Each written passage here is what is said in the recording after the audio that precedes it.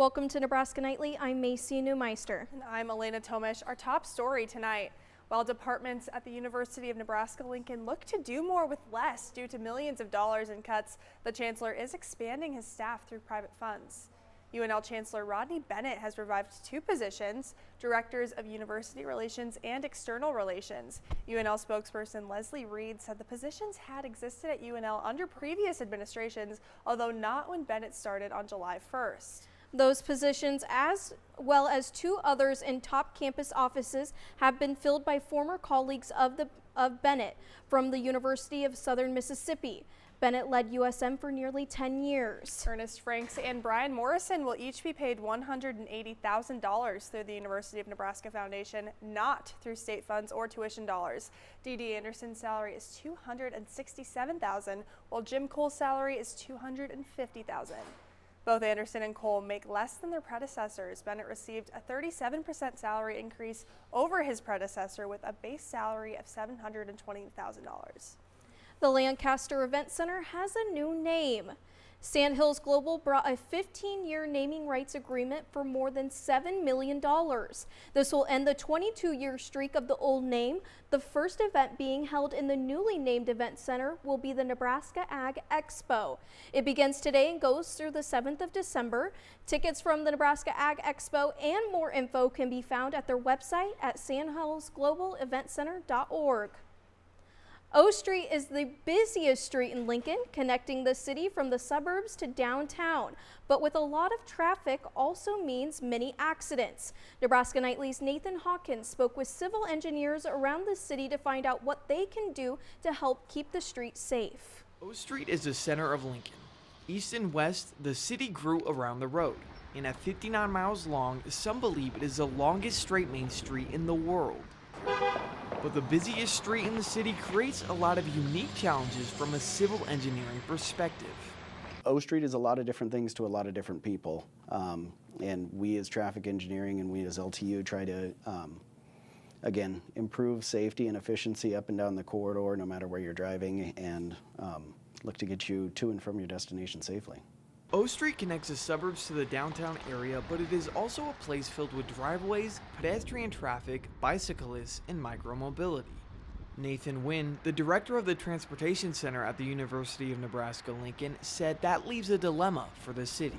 The speed and safety are two competing objectives. They have to be able to go to work at UNL or somewhere downtown, and they want to be able to have fast access. They don't want a commute to be an hour long. They want it to be 20 minutes. Carpenter said a mix of techniques go into ensuring safety on O Street, but one big thing is attempting to time traffic signals in ways that keeps traffic moving to help prevent rear-end crashes. Take a look at the model of Greenlight Lincoln, the city's signal timing and improvement program. On the left is footage of traveling down O Street before the program, and on the right you can see traveling down O Street after the program's implementation. Now it saves 2 minutes of travel. Anytime that we can look to improve progression up and down the corridor and reduce stops along that corridor, it significantly decreases the risk of rear-end crashes because the more stops you're making, the more likelihood there is for a rear-end crash. Another measure engineers can recommend is more law enforcement.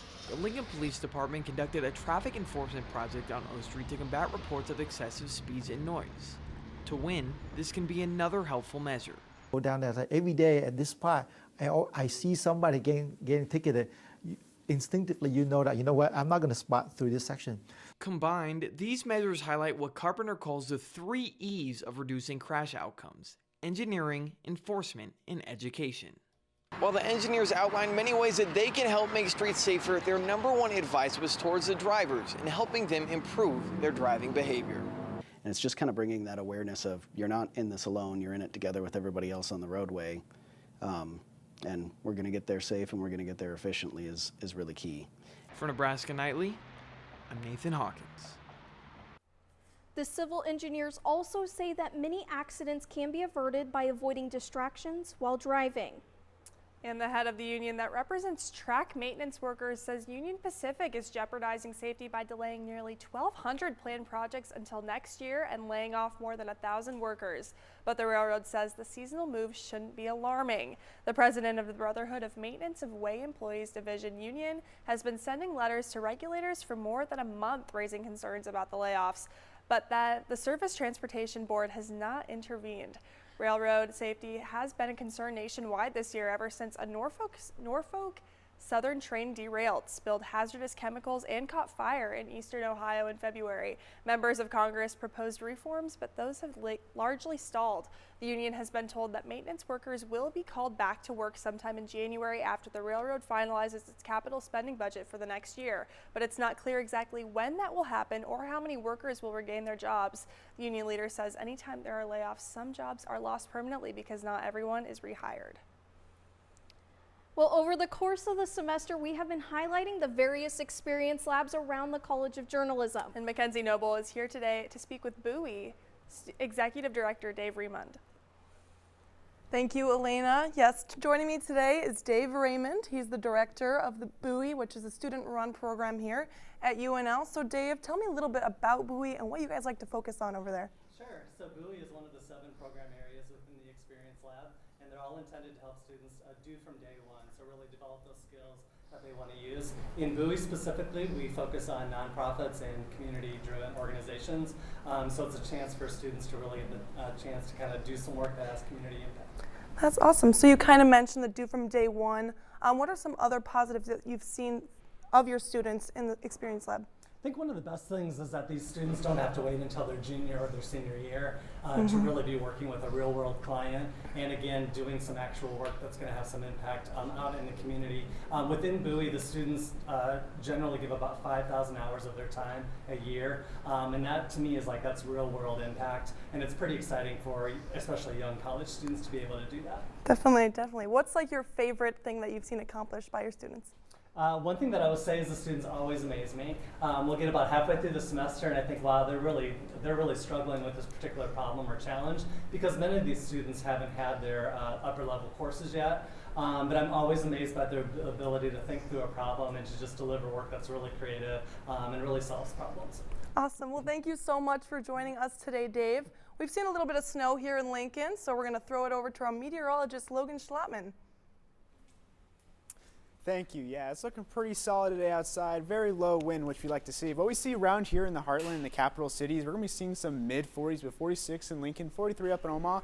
And it's going to be getting progressively warmer as we go through the south, go to the west with 45 in Ellsworth, 51 down in North Platte. We're going to be seeing 50 degrees over in Scottsbluff. And in the capital city today, it's going to be 46 degrees currently right now with, like I said, that light variable 9-mile-per-hour wind coming from the north. Dew point and relative humidity is pretty low, so that's why it's pretty dry outside right now. And the wind chills, what it feels like right now is 45. The wind's really not affecting it that much. But some headlines that we'd like to see for the next couple days is today it's going to be very dry and nice, but tomorrow we're going to be seeing some above average temps going on from Wednesday to Thursday, potentially all the way up in the 60s. And as we go on to next week, we're going to be seeing some chances for on and off showers / snow. So be ready for that for the next week. But looking at your satellite and radar, we're going to be seeing a lot of clouds going up from Minnesota all the way down to southern Missouri. Nothing really over on the East Coast except for a little bit of some storm showers up in the Washington and Oregon region. It's very clear in Nebraska right now. As you see here on the forecast radar, no precipitation over these next couple days until we get to that early Friday morning around 2 to 3 a.m. We're going to be seeing a little bit of some precipitation over in the tri-state area over here. And looking at those rain chances, like I said, it's going to be on and off every 2 days. Wednesday, Thursday, 0%.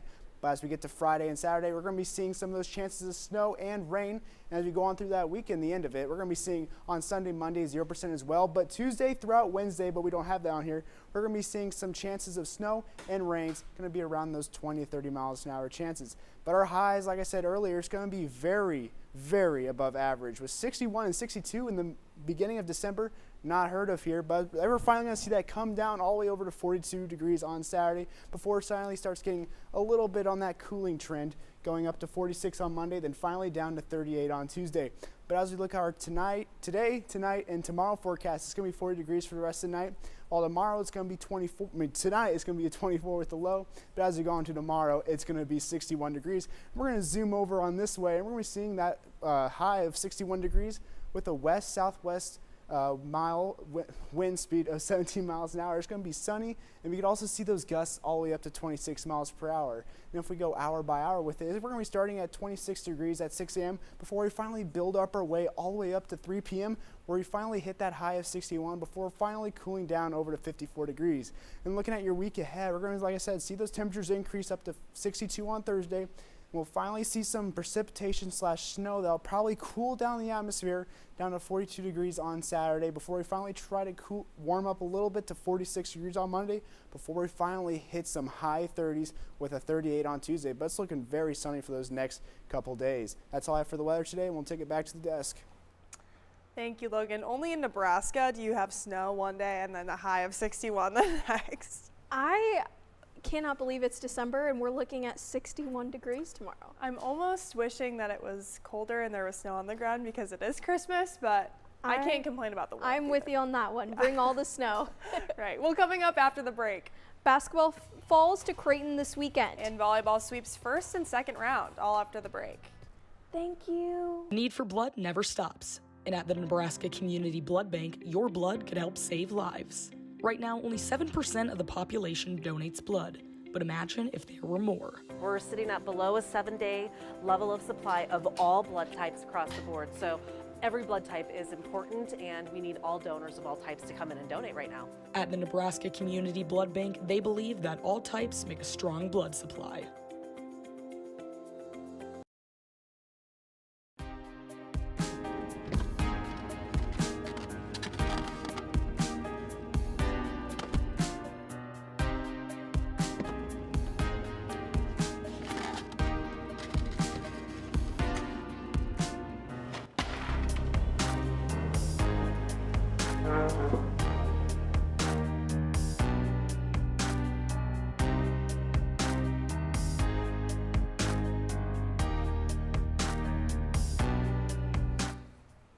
Welcome back. Well, it's such an exciting time for Nebraska sports right now. You know, volleyball's slowly wrapping up. Hopefully we make it, get a national championship under our bag, and winter sports are just beginning, and Nathan Hawkins has all the information. Nathan?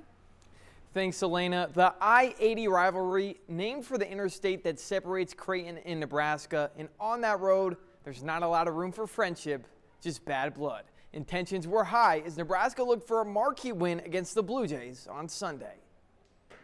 Fans locked down the vault, a sold-out crowd at Pinnacle Bank Arena, hoping to see Nebraska move to 8-0 for the first time since 1978.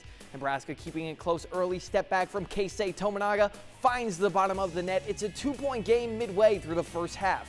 Tominaga again now, he can do it from outside and inside, draws the foul, and he's fired up. He puts the Huskers up 1, but the Blue Jays now call the fireman. It's Baylor Shireman. He's on fire from behind the arc. 6 3-pointers in just the first half. Creighton would go on a run and end up leading by 15 at the break.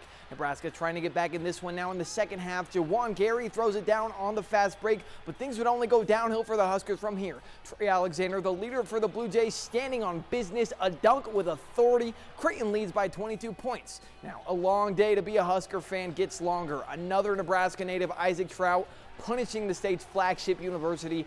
Roll Jays in this one. Creighton rolls Nebraska 89-60. This is a game where you have to play discipline for 40 minutes. We did the opposite of that when we came out in the beginning of the second half. And give Creighton credit. Not only offensively what they do, but defensively they're really good.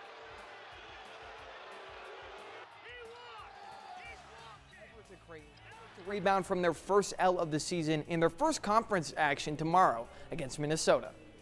Let's take you back in time to Pinnacle Bank Arena on Saturday. Georgia Tech visiting Creighton at the first half buzzer. A half-court heave rattles home. The Yellow Jackets lead by 10 at the break. Third quarter, Huskers down 13 now. Kendall Coley from behind the arc giving the Huskers some life. Later in the third, Alexis Markowski, 3-point play, the old-fashioned way. Huskers getting closer, and now it's a 2-point game at the end of the third quarter. Jazz Shelley from 3. Huskers now in front going into the fourth quarter. Late in the fourth now, Jazz Shelley just has to throw it up, and somehow she banks it home from long range. Even she can't help but smile. Shelley hit 1,000 career points in this one as the Huskers storm back to win it 80-72. Final show of the semester, let's have some fun. We take you to volleyball to the top of set 1. Bergen Riley puts the serve in the perfect place. The crowd yells ACE. That spells out an ace. Second set now, Huskers doing their thing. Becca Alec with a powerful swing. To the third set now. Check out this play. Harper Murray has to scramble to save the day. Then Allie B, she puts it down. The Huskers a step closer to taking the crown. Nebraska quickly puts the Tigers to sleep. They're on to the next with a 3-set sweep. Enough with the rhymes now. Nebraska volleyball is on to the Sweet 16. They'll take on Georgia Tech on Thursday at 1 p.m. If they win, they'll take on the winner of Arkansas and Kentucky in the Elite Eight on Saturday. The transfer portal is open in football. That means it's flight watching season for Husker fans as Nebraska coaches travel across the country hoping to bring some new talent to the team. Head coach Matt Rule broke down what he's looking for when hitting the portal. I just kind of believe in doing things like the old school way, the hard way, building. But that doesn't mean we won't look at people in the portal. I mean, it's just we did it last year, right? It just means they have to be clearly an impact player for us if they're like a one-year player, or they have to be someone that has multiple years to get in our program and develop. Only a few names jumping ship so far. The tight end room will look a bit thinner. Junior John Goodwin and freshman Jake Applegate will search for new homes. They both played sparingly this year.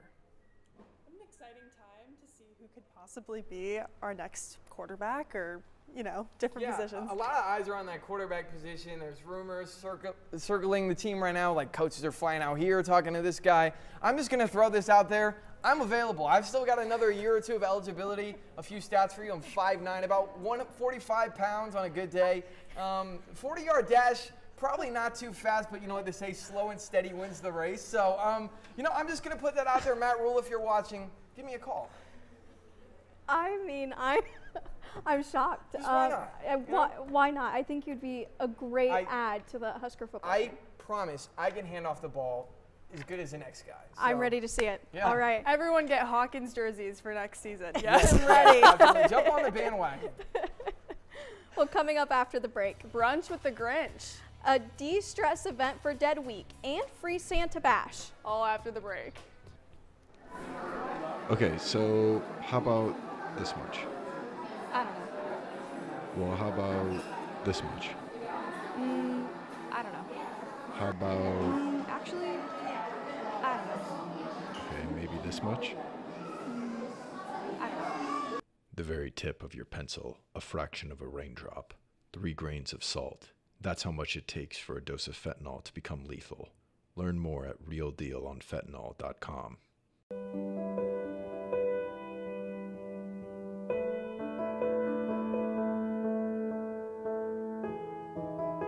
Of the 40 million tons of plastic waste generated in the U.S. in 2021, only 5% or 2 million tons was recycled.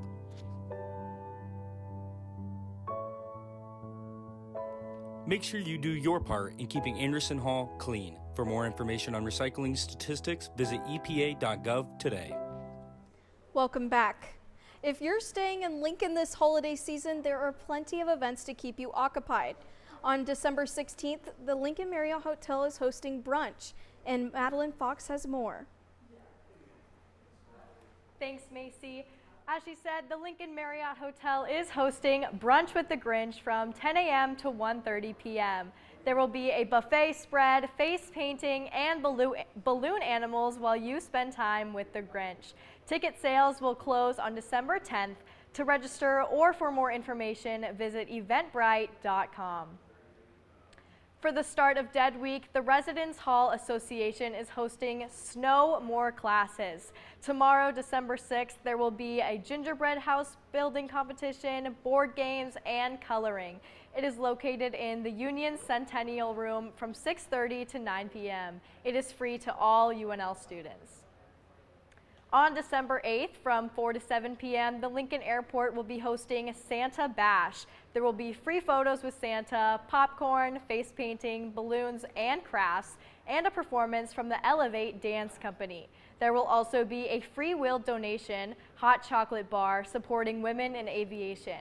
The event is located on the west side of the airport, and there will be a donation drive to the Capitol Humane Society for animals in need. You can bring anything from dog treats to paper towels. If you want to register for the event, visit eventbrite.com.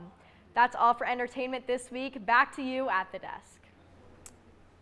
Yeah, it looks, there's so much to do before finals week before I go home. I don't know. I'm going to be busy. It's really exciting. I'm glad that they're offering all different types of activities for students to take time to focus on themselves during a really stressful time of the year. It's really great. Well, I just want to say before we leave, Macy is a senior, and it's so sad, and so is Nathan Hawkins.